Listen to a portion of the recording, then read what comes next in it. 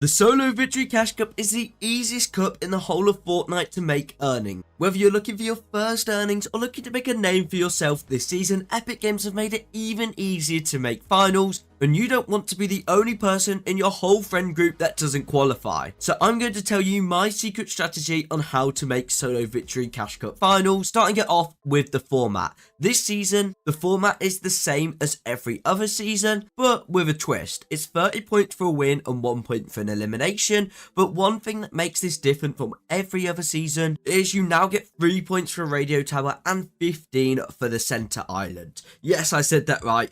15 for the center island. Getting that center island is the same as dropping 15 kills, which is literally unheard of, completely changing the solo cash cup this season. But we'll get on to whether it's actually worth it or not once we get into the mid game. But the biggest change of them all is how many players qualify. 11.5k players qualify on EU, which is an increase of 4,500, which I'm assuming is done just to do with how many extra players are now playing in these tournaments, with how many players have come back from the OG season, which makes a big difference. And on NA it went from 7,000 to 9,000. Unfortunately, I think for the rest of the regions they might have got lowered a bit.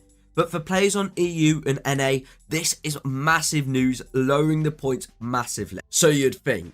But it actually hasn't lowered that much. Because of the floating island, last season on EU, the points to qualify was around 78 to 80. And this season, it's around 75 to 80. But on NA, it actually did go down from the 65 to 70 point range to the 60 point. Now we've mastered the format, let's talk about the secret strategy to follow so we can actually make it to finals. I have analysed over hundreds if not thousands of people's games that have managed to make it to finals this season to figure out the easiest way to qualify and make it out of open. I'm going to start off by saying you don't need to win a game to make finals this season. It's genuinely that simple. You don't even need to get a win. I'll put a picture on screen now of someone's game history who qualified on a EU region, and I just want you to look at this match history. He had only 10 kills in the whole tournament, and his best placement was a 12th place, and his second best placement was a 14th, and then after that it was an 18th, then a 20th. You're probably thinking this guy scraped a qual. No, he was 3k placements clear of qualifying. In fact, to back up this even more, look at this picture of everyone on EU who qualified in the top 9k. Not a single win is there. On EU, at least, where players are winning to make finals, you got to go all the way up to around the 5.8k mark. To get to the point, if this doesn't explain how easy it is to qualify, I don't know what. All you need this season is 2 really solid games and you can literally make finals. And my recommendations, whether you're the best fighter in the world or you're literally the worst fighter ever, is to play every single game for the win. If all you have to do is get 10 kills, a top 12 and a top 14 as your best placements, then why would you even bother WKing? It's literally begging to not qualify. If you'll literally win one game, it is near enough impossible not to finish it in that top 5k mark, which is why I say, if you want to maximize your first game, start 10 to 15 minutes late. In all my Solo Victory Cash Cup games, I've recommended players to do a 15 to 20 minute late start, and you guys have been ranting and raving about how good this is. Most players in Fortnite queue up around the 5 minutes mark with that 5 minute late start, and this is alright, don't get me wrong, it's definitely better than starting on time, but the only problem is you're not queuing up with players that died off spawn. The lobby's still going to be stacked and you're just queuing up with other players that are starting 5 minutes late. By leaving it that extra 10 or even 15 minutes, you're letting all these good players who die off spawn queue up into another game, and you also give enough time for the 5 minute late good players to shoot up them leaderboards, giving you such an easy first game. And so many of you guys have put in my comments, I did the 15 minute late start, 10 minutes, and I won my first game with 10, 15, even 20 kills. And I've even seen some really bad players get their first ever tournament win just from this. So if you actually want to qualify, you need to start doing this. A lot of people, when I mention this, talk about, what if I don't have enough time? You literally have nothing to worry about in the solo cup, because you can actually qualify in 2 solid games, and you're not going to run out of time. Unless you're doing super well, you might not have enough time to play out all your games. Now we're starting 10 to 15 minutes late. I want to talk about drop spots. I would have said pre-medallion buff that you have to land at medallion spot, because it was just super meta. It was impossible to kill anyone with a medallion, But the way I see it now is if you're a really good fighter, in your first game, it can actually be worth landing at a medallion spot and actually fighting for the medallion. I actually went into replays to check how many people landed on these medallions, and I actually landed at medallion spot in the Duo Cash Cup when they were super broken and literally hardly anyone landed on. There was games where people didn't even drop at the medallion building, so they're not even as contested as you'd think. And you literally have enough games to throw one if need be for the medallion. But for most players though, I would recommend you actually land on the edges of the map and just focus on playing for that win. Because the map is so small, the center area of the map tends to get super congested very early on, and I learnt this the hard way, unfortunately, in the first solo cash cup when I played a few games to sort of test things out for this video. So I would recommend most people to avoid any of the more central areas of the map, especially if you're playing for that win.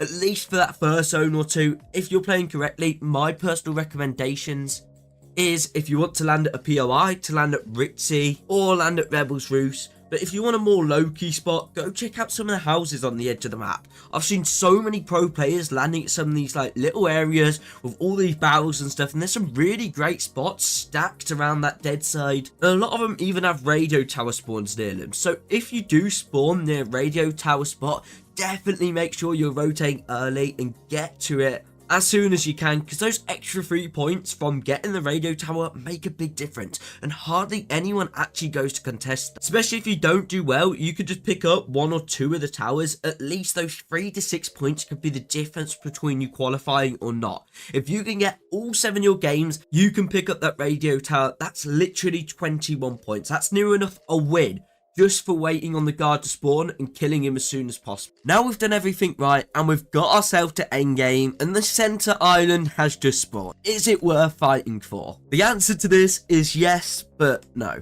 I personally think if you have bad loot or you're most likely not in the position to win the game, you should 1000% go up to that center island and start trying to fight everyone for it. If you capture one center island, that is literally the same as dropping 15 kills, and you've literally just salvaged a losing situation or a game where you're not necessarily gonna win.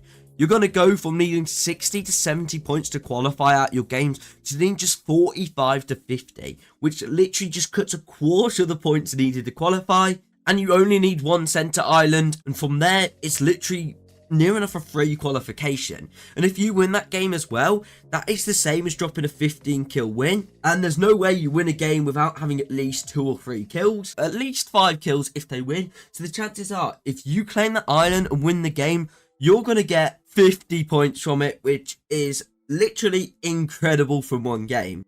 And from there, you'll also have some amazing loot and stuff to go on and win the game if you do manage to capture it. So you could turn that losing situation into a winning situation. If you find yourself with great loot, maybe spare shields or even a medallion, it's probably not even worth fighting for the island. If you're in that great of a position to secure a top 5, a top 3, or even the win, unless you're really struggling on time in your games, it feels like you're potentially throwing away so many points. Now, there definitely is a chance that you could take it with that really good loot, but think of all the points that you could potentially be losing out on if you don't claim that island, and how much time you've just wasted when really you've just been greedy and didn't necessarily need it. So if you're scuffed on loot, yes, go for the island. If you're not, then just focus on that win. And then as soon as you get to the end game, this is kind of where your knowledge from here with all the zones, everything kicks in. Now, if you have Forecast Tower, you will be able to see every single zone, and this is the case. You should 100% try to get high ground as soon as you can,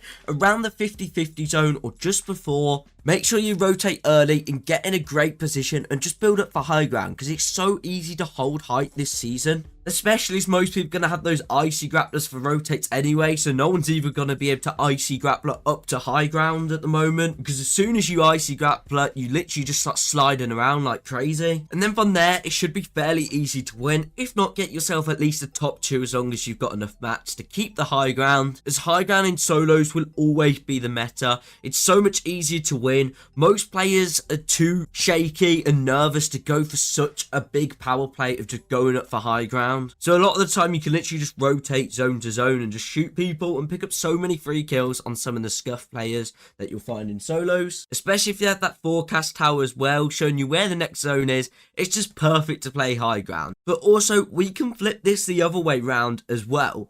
If you find yourself playing mid ground or low ground or different layer, high ground player is most likely always going to have had the forecast tower. So if you don't get one, have a look where the high ground player is positioned, as most of the time next zone and where that's pulling is where the high ground player is going to be. If the high ground player is building up a mountain and you're on the water all the way on the other side of the zone, the chances are you're going to have to rotate up that mountain for your next zone. So this is a great way to start planning your rotate early, so you know exactly what you're going to do, and you're going to have more time than everyone else to work out whether you should go early or whether you should go late or whatever you're going to do to get yourself up that mountain. If you can work this out, then you pretty much always know where every zone is going to pull, even when you don't have that forecast, just from watching the player who you worked out has won. You're probably wondering, what is the meta loot pool? What should I be carrying this season? What are all the pros taking? So I know I've got the most optimal loadout. So I decided to analyze some of the best pros in the world to try and help you guys out with this, and here is what they're taking. No surprise, every single player took some sort of mobility if they found it in their first slot, either the grapple thingy or the new icy grappler. If not, and they didn't find one, they'd usually take 3 sets of meds, or they would potentially take a sniper. Then in their next slot they would take a shotgun, either the hammer or the frenzy. Both of them seem to be used quite a lot. It just kind of depends on people's play styles.